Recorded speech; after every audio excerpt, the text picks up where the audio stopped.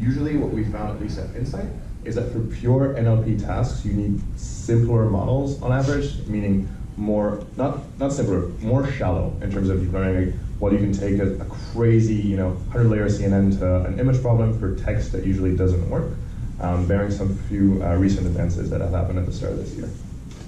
Cool. So what do we talk about when we are combining NLP and computer vision? I outlined like a few of these ideas. There's many more, and I think what's most useful for this talk is to sort of, look at a few and then dive deeper into a subselection of them. So, image to text, you can think of image captioning or video captioning, where you describe what's in a video.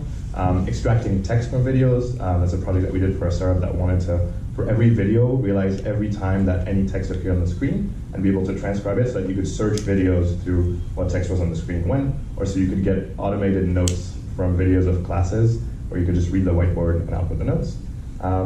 Code generation from drawings is another similar one, where you just draw a website. So you take a photo of that drawing, and then you generate the code for that website. And then you have text to image, where you can think of generating video thumbnails based on video description and image generation. Finally, I think one that combines both that we find really interesting, and that has been used as a pre-processing step, or as a post-processing step, or even as entire projects, is semantic search, where you try to put images and words in the same vector space, if it makes sense, meaning that you're able to look for images based on passing a word, or look for words based on passing an image. Okay, so I wanted to dive a little deeper into one of these, and I guess my question for you is, who is familiar with image captioning as sort of a task that people do? Okay, so like 1/5 roughly. Okay, cool. So image captioning is basically the idea that I just give you an image and you output a description. The reason I picked this is that for humans, this is pretty trivial. Most of us can just be shown a photo, and when asked to describe what is in that photo, so here, a horse standing in a field with a fence in the background, that's usually pretty simple.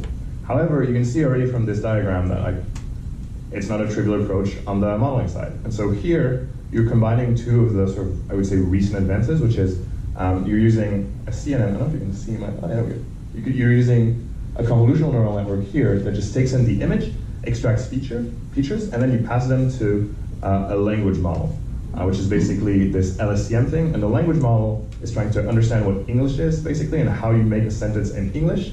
And the convolutional model is just feeding the language model and just telling it, hey, this is what the sentence is about. So you just prime the model with that. And surprisingly enough, this actually works pretty well as an approach. We've seen this done multiple times at Insight, and it works without too many hardships. What's really cool is that this is efficient, because you literally just take a bunch of images, take a bunch of sentences that are about these images. It's not too hard to find these data sets usually. People have descriptions of images everywhere on the internet, and you just train it end to end. The problem is, when it doesn't work, we have no idea what's not working.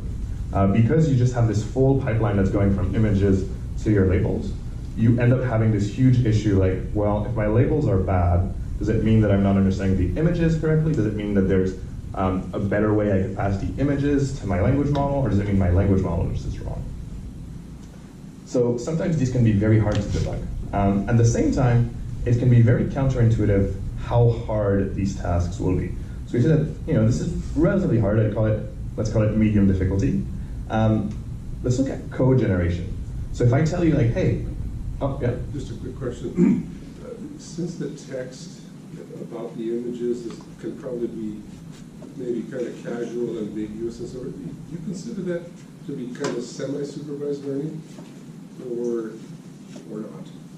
That's interesting. I think in this example, the problem is often cast as I give you an image and there's one correct label. That's obviously wrong, right? But often I would say that the framework in which you learn is fully supervised for those. I mean, there's methods that do it in a semi-supervised way, but that's the way I think about it.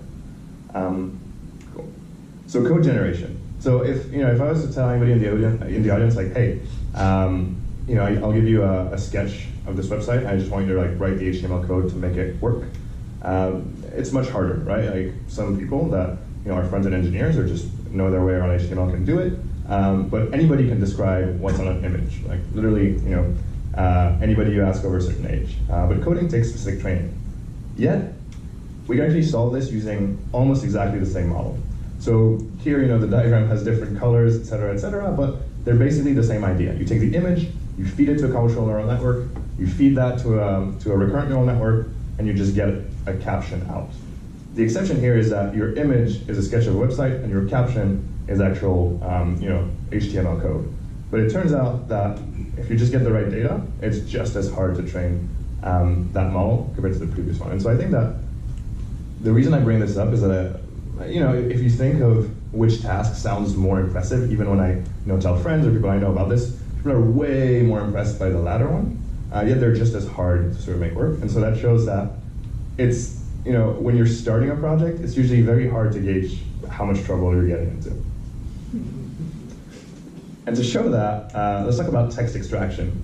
So I'm going to go out on a limb here and say that extracting text from images is strictly simpler for humans than describing an image. Right? Describing an image requires some level of you thinking about, oh, I guess there's a horse, and I guess there's a field. Reading is just literally I'm just asking you, do not put any creative energy into this, just read me the words and put them down. So it's super easy. Anyone that knows how to read can do it. And yet, if you want to do this, you get into insane architectures that become super complicated. So here, the way that we've sort of found the state of the art does this is that you need one entire model that you see at the bottom. I just put it for completeness. It's a crazy complicated model that just detects where the text is, and then you need another model that takes that detection and just transcribes it to actual text. And then you need to find intelligent ways for both of those models to communicate with each other. Because if the model in charge of detecting where the text is wrong, then the model that tries to actually read the text is not going to be able to read the letters because they're going to be cropped out. So it has to tell oh, well, it's wrong, and I think it's wrong because it's too low by 3 pixels. And it's just, you get into it's horrible. And so the idea that I think is kind of interesting is, one, it's much harder than you think. So again, our intuition is very wrong. And two, this is actually pretty close to speech recognition models. So we're not going to dive deeper into how these work, but in Q&A, I'm happy to talk about it. The architecture that you use for this is very close to what you would use for speech recognition, where I'm talking, you just transcribe the text. Yet, if you ask a human, this problem seems almost the same as image captioning. So, how we map problems and how they map to deep learning architectures is usually very, very counterintuitive. Is everything clear so far? Cool. So, one other thing I think that's interesting is visual Q&A, because again, I just put it here because visual Q&A is even more similar to image captioning. If you can tell me that there's a horse in the field, and I tell you hey, what's in the field? You'll answer a horse. It's basically the same thing. Yet, while image captioning works relatively well, visual Q&A right now just sucks. It's just really bad. And the way so this is a pretty recent model. I don't think, unless I've missed something, that they've gotten much better. And basically the only way that people have done it is, so they still use a CNN on the top and then an LSTM, but what's important, and I put in yellow here, is that at the end, the only way that people have found a way to solve this is that they manually write down the 1,000 most popular answers. So if there's answers 2, red, yellow, 3 horses, they're, I don't know, in Panama or something, they write down this list and then just have a model that tries to pick the answer that's appropriate. Which is obviously nuts. That's not at all how you would think about it. You actually think of the question and you think of the answer. But here, that's the hacky way that we found to do it. And so it's the same thing for humans and impossibly harder for machines. And I think as we think about these models, there's one additional thing. So one, we're very bad at estimating how hard this will be. And two, if you just try to deploy this, just you take this, you try to deploy it in production, you'll probably get fired 3 days later. And the reason is these methods mix and match a bunch of different architectures. The combined representation is often learned implicitly, and so that means that you have to do a whole lot of thinking to make sure that your model, for example, never does something catastrophically wrong. You're going to have to do a whole bunch of checking before and after to see that your model does things well. On top of that, it's very hard to cache and optimize. So if you think about it, because this is all end-to-end, you can't ever really save an intermediate state. It doesn't really make sense. At least you can't really save it in a useful way. In the same way, it's hard to reuse across services. So what I mean by that is, if you have a model that does image captioning, so you take an image, gives a description, you would hope that if a team 2 months later wants to build a Q&A model, they could just take your model, like your trained model, and like change a couple of things and be done. But this never happens in practice, right? They have to start from scratch, which is very frustrating. And this is because the models are sort of entangled. That's the price that you pay when you do end-to-end learning. And so what if instead, we want to learn a simple joint representation of both our images and our text? Cool. So in order to sort of look at this, I wanted to dive deeper into the world of NLP, which I'm sure the Maya team is very excited about, and look at a case study of something that Google did, and they published 2 papers about it explaining in great detail what happened. And so this is actually pure NLP, but they faced the exact same problems and solved it in a very intelligent way that works for combining NLP and computer vision. So who's familiar with this product, Google Smart Reply? Okay, half of the audience roughly. So if you're not familiar with it, it's pretty simple. You get an email, and then Google's going to try to suggest, hey, like this is the 3 answers that would be reasonable. Like, you know, for this email that you just received, here's what you could answer. So it's used pretty wildly. The last time they reported numbers, 10% of emails sent through Gmail were Smart Reply emails. So that's a pretty significant amount of emails. And to go back to our previous point about optimization, if you think about that, that's a lot of calls to whatever function is generating these replies, right? That's every percent of speed you can get there is going to save you millions. So the naive way that you could think about it is that you get an email, you sort of pre-process your data, and at inference time you have an LSTM, which is just like a recurrent model that reads over your input and then generates 3 outputs. And this is the first thing that they sort of implemented. On the right, you see the results that they got for most of the emails. And so basically, their model would just always, it was a very excited model. It would always say like, yeah, I'll be there. Yep. And it turns out that it would just sort of crash towards the mean, because that's probably the answer that's most common in their data set. And so they wouldn't have enough diversity in the responses. Something that's not pictured here is they also have very severe quality control. You can imagine that if you just take a bunch of emails and you're just like, yeah, we're just gonna pick from those answers, there's gonna be some very bad answers in there that you definitely never wanna suggest to anybody. And those were also like huge computing costs, as we were talking about. So I'm gonna skip over this, but basically they had like a bunch of ideas. They're like, oh, we're gonna fix it, add semi-clustering, do a bunch of things. And so here, like they add like a filtering network, and then they add like some post-processing, and that made it better. But because 10% of all emails go through Smart Reply, that was still a huge amount of compute, and it turned out to really be costly. So one of the points that they did here, actually I shouldn't have skipped it, for the middle one is that they restricted output sentences to a subset. So they sort of did the same thing that we did with captioning, where they're like, okay, well, how about we just take, I think in their case it was a subset, but it was like the 1,000,000 most popular replies or 100,000 most popular replies, but then they like actually paid people to manually go through and see that there wasn't anything crazy in there. But if you restrict the amount of replies to a subset, then your problem becomes a search problem, right? Then you just have like, hey, these are 1,000,000 replies, just pick the 3 most likely. And so the way that they chose to solve this search problem is through learning embeddings. And so embeddings brings us back to a concept that some of you may be sort of familiar with, which is word embeddings. So who is familiar with word embeddings? All right. So basically, I'll go very quickly then, because most of you are aware of it. The idea is that you take a word and you convert it to a vector here on the right. So I have a word, and I convert it to sort of a dense vector. And why would you do this? Is that one, this is the way that you can feed it to a machine.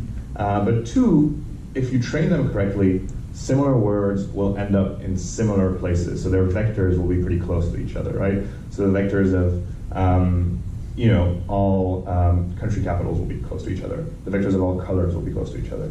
And then you can sort of use these vectors to intelligently understand words.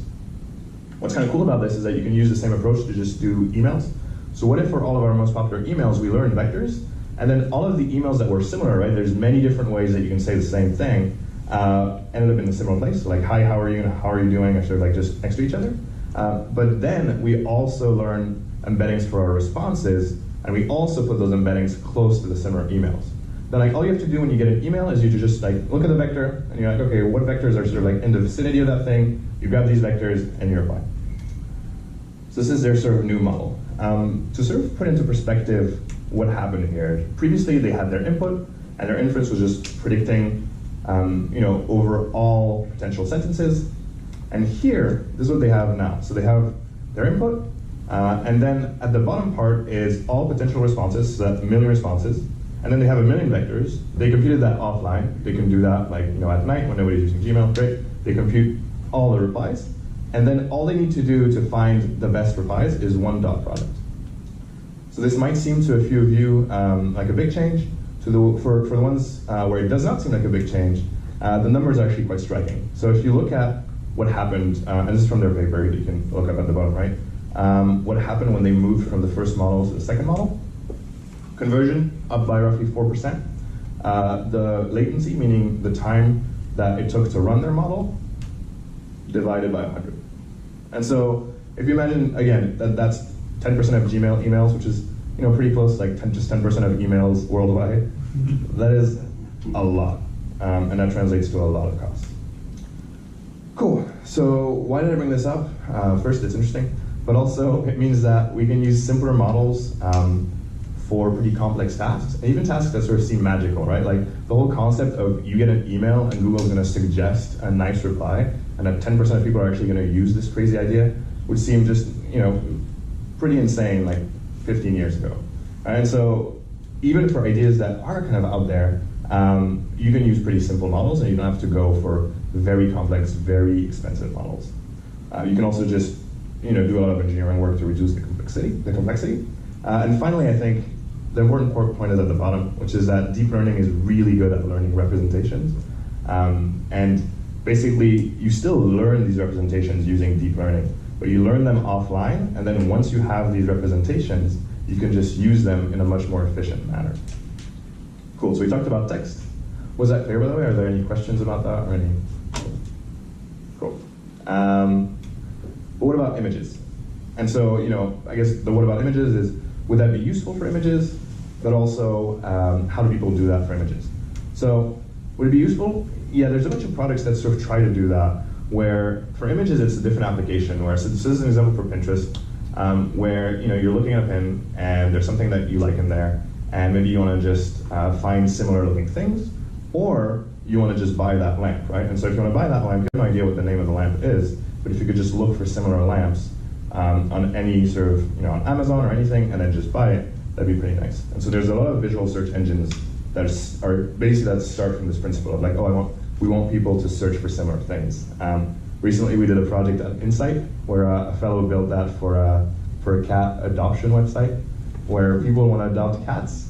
But you're like, oh yeah, you want to adopt a cat? Okay, so what's the breed? What's the thing? And we're like, oh, I have no idea. But if you tell them like, hey, just give me a picture of a cat, and we'll find you a cat just like that, that works really well.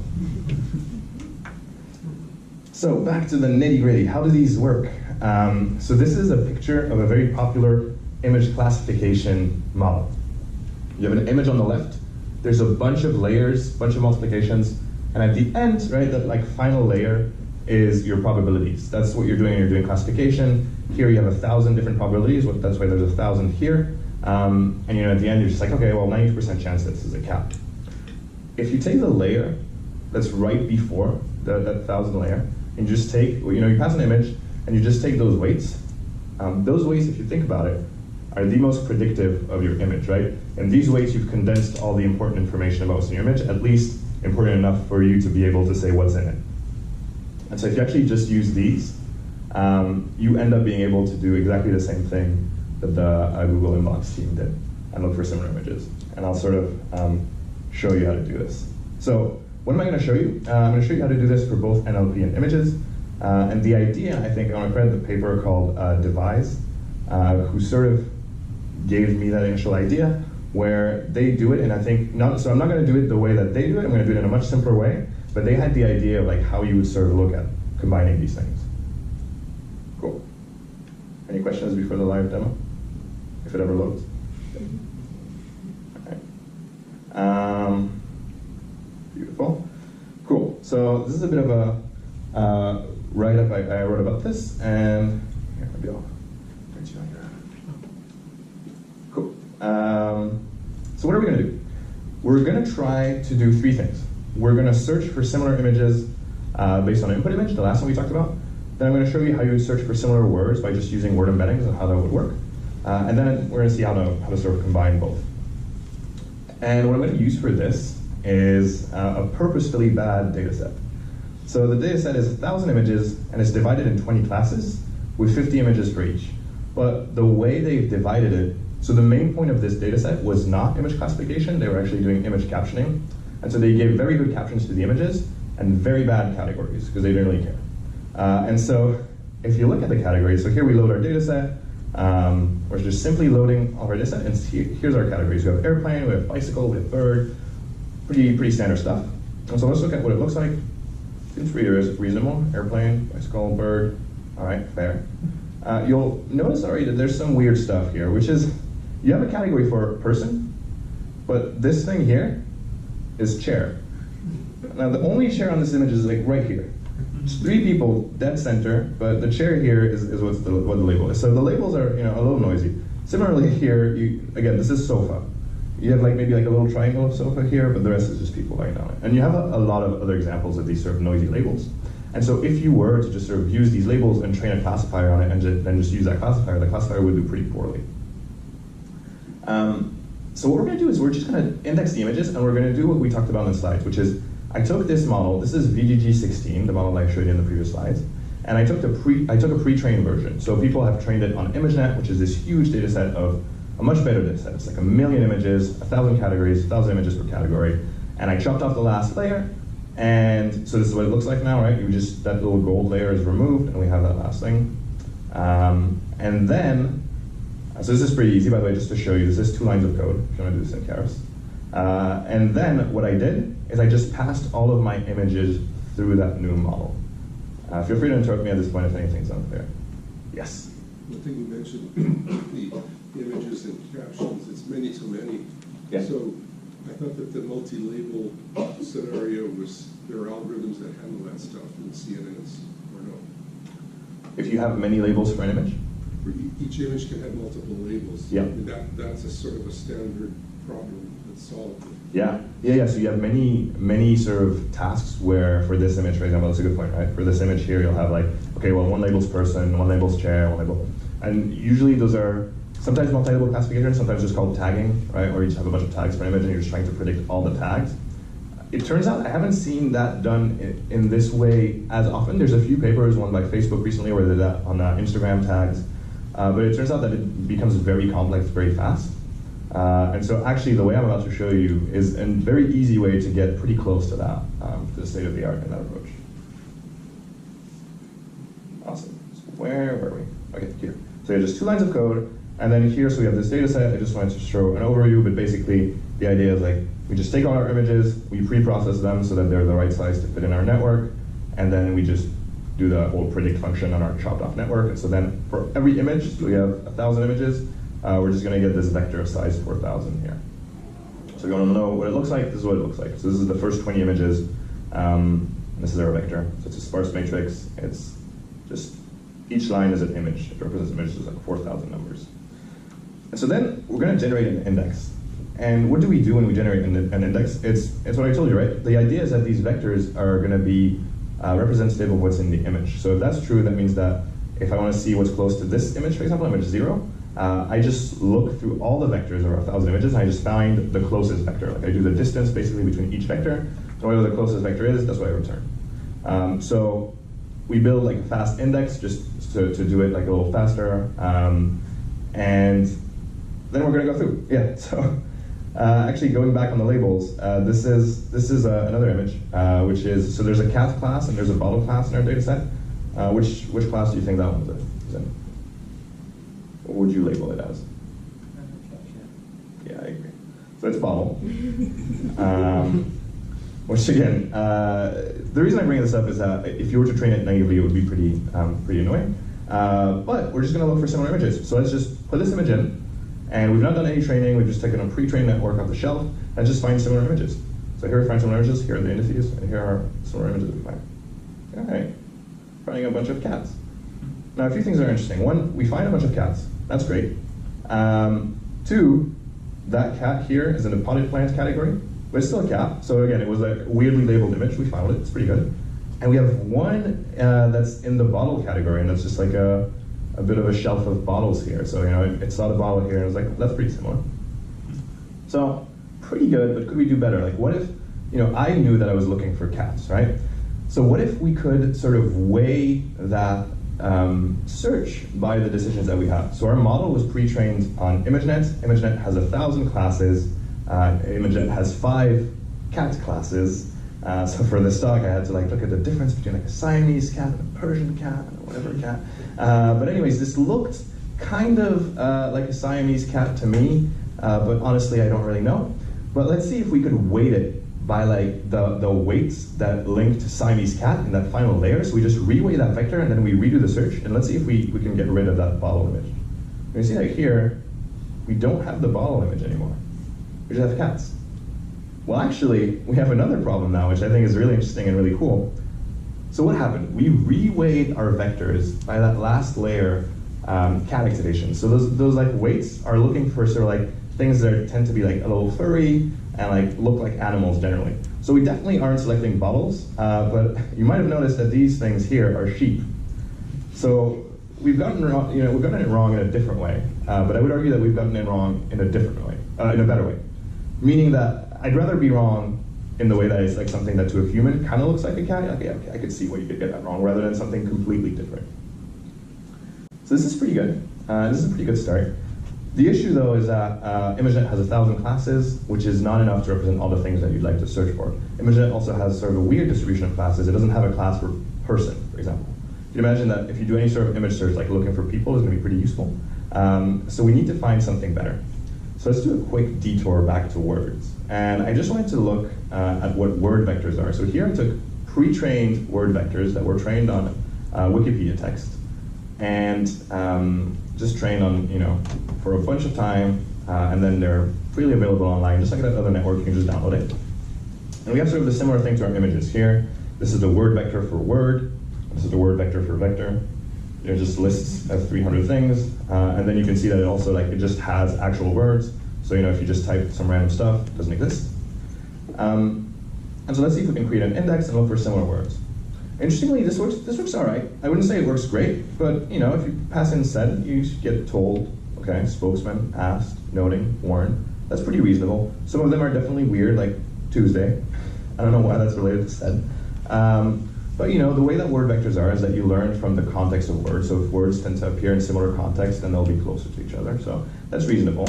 One is also pretty reasonable. One, another, only, two, first, same. Okay, that's fair. And if you search for characters, you can actually see that it's picked up that parentheses tend to happen next to other parentheses, or next to different numbers, where you have maybe a phone number or something like that. So this works pretty well, and so we found a pretty general method. The issue here is that we have these pre-trained word vectors for images. We have these pre-trained word vectors for words, and we're like, okay, this is great, we're almost there. But the problem is, the images are size 4,000, and the word vectors are size 300. Furthermore, even if they were the same size, they have been trained in a completely different way, so there's no chance that they randomly ended up with the word for cat being similar to where the embedding for cat is in image space. So we're going to find a way to make that sort of work. And the idea of this device paper is actually pretty smart, I find, which is, what if you took that classical VGG16, so again, that's still the same model, and here's the interesting thing that you're going to do. So this model is super common. Similar models are used super often for images, but they predict, so that last layer of 1,000 classes, and the way that's done is, for the class cat, for example, that'll be number 254 Siamese cat. And that will be a 1 if that's a Siamese cat, and then all the rest will be zeros, right? And so it'll be one thing will be 1 and all the rest will be zeros. And so that's why it's so uninformative, is because when you get it wrong, you just know that you got it wrong, but you don't know how close you were to getting it right, because everything is equally distant from each other. And so what if instead, I guess maybe I should zoom on this. Can I zoom here? Oh, nice. Cool. What if instead here, we predicted the word vector for our class? So in the final layer, what we do is we just predict hey, what's the word vector that our label is? So in our example, we have those 50 labels where cat, dog, airplane. We're just okay, just predict the word vector for cat, the word vector for dog, the word vector for airplane. That seems pretty reasonable. Another interesting thing here, maybe I can stay zoomed in. There we go. Another interesting thing is that this point here, which is ImageNet is huge. And like any model that people use in any application of computer vision usually has either been pre-trained on ImageNet or has been just trained from scratch on something of the size of ImageNet. So again, ImageNet is 1 million images, which is 3 orders of magnitude more than what we have. So you would expect that there is no chance that you would get anything good from training just on our categories. And if anything, even if we're taking a network that's pre-trained on ImageNet, we just make it worse by training on our categories. So this takes a little while. It's still something that you can do on a laptop though, which I want to emphasize. Like you don't need a crazy GPU. I left this running overnight for 5 to 6 hours. And it was still training well, so I could have left it for like a little longer if we needed something that was really performant, but it was good enough, just on my laptop. So if you have access to a GPU, it'd turn really fast. And here, we're just going to do the same thing we've been doing before. We're going to build an index. But here, we have our index of images, and this time, they're of size 300. And so, oops, there we go, 300, 0 to 299. Our words are also of size 300. Okay, that's a good first step. We still don't know whether they're actually related. So let's try to do the first thing, which is like, well, if you take an image and you predict, like you get that 300, that length 300 vector, and then you look only at word vectors. Like you have to think that these are not combined indices. You have 2 separate indices. You have a list of your images and like size 300, and then you have a list of all words in English language size 300. So what if you take that image and you get its like vector of size 300, and then you look exclusively in words, and you're like, okay, like what words are close to this, to see if you can like generate reasonable tags or descriptions. So here we get our cat/bottle, and we generate tags. Is that right? Okay. Cat, litter, raccoon, monkey, leopard, puppy, sunglasses. You see that very quickly, like it's okay at the start, maybe it gets a little crazy at the end. Let's try to do something a little more messy. So here, this is, again, this is why these labels are a little crazy. This is bottle, this image here. But really there's a bunch of things. There's bottles, there's plastic bags, there's jars, etc., etc. So let's put it through our model. You can see that it's like, oh, bottles, can, vodka, jar, soda, jars, plastic, whiskey, bag. It's like, oh, okay, it's doing pretty well. It's both learned from the image, and you have to think that it's leveraging 2 things, right? It's leveraging all the features in the image, and it's leveraging its knowledge of the English language, knowing that bottles are pretty similar to another bottle, and like if you have bottle, likely you won't have something that's very different semantically from it in the same image. So that's pretty interesting, but at the start, I promised you that we go for searching for images using text. So here, I think when we think of like Google image search, or when you have your iPhone or your Android phone and you can look for like all images of trees or whatever, we think of very complex models, but it turns out you can get pretty close to it pretty quickly. So here, if I just pass in dog, we get a bunch of images of dogs. You're gonna tell me this one's pretty easy because we had a dog category, to which I'll reply, okay, fair. We could try something a little harder. What about something we didn't train on? So there's no ocean category. There's a boat category. It's like, oh yeah, here are a picture of the ocean. Oh, there's a river. Okay, fair. You can look for trees. Again, no tree categories. And you find trees. What I find kind of interesting is that then you can also look for, oh, I guess street. Street is also something we haven't trained on. And you can see as we get further away from things we've trained on, it gets a little noisier. But it's still pretty relevant. There's a street in most of these images. And it's learned to like adapt concepts. Like you'll notice that it never gets you a picture of a living room somewhere, right? It never gets something completely wrong as it used to before. And I guess the thing is pretty right.